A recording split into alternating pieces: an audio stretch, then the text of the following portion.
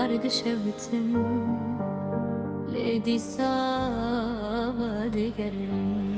تو دبیجی هرله چاون تدبیجین مینه هر شبم dişerin dinava o diya bedengde Kadeh şikesti denk bilindil birindar Evin bu şeruem bundu dilen tarikar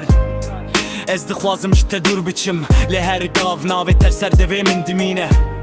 Tu wek agirê ku min dişewitîne Lê bê te jî ruhê min sar dibîne Her peyva te mîna çekek bû Di hundurê min de şopên xwînê hişt Tu digirî ez jî bêdeng dimînim Paşê dîse em hevdû di nav agirê de digirin Çima em nikarin navestin Çima em her kar vedigerin Ev evînan şere Ez ê di nav te de winda bim Ez vevine getiresim Leni karım jite durbin Tu min dişewtini Wek agirdin afşeben taride Tu dibêjî ez te hez dikim Paşê dilê min dişkî Lê her car ku tu diçî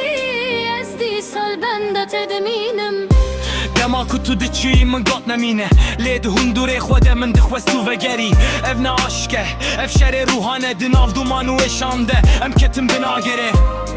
Tu gotî ez guheriyam Belkî rast bû, belkî jiyan min şikand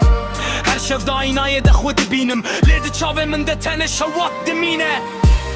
Em wek baran û agirin Nêzik dibin paşê hemû tiş dişewte Lê her car ku tu destê min digirî Ez dîsa di navê cehennemê de dimînim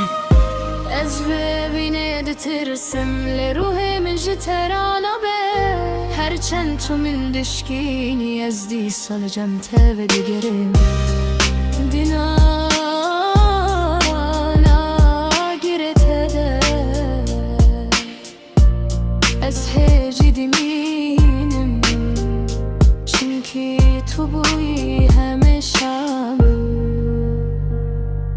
Hem jiyana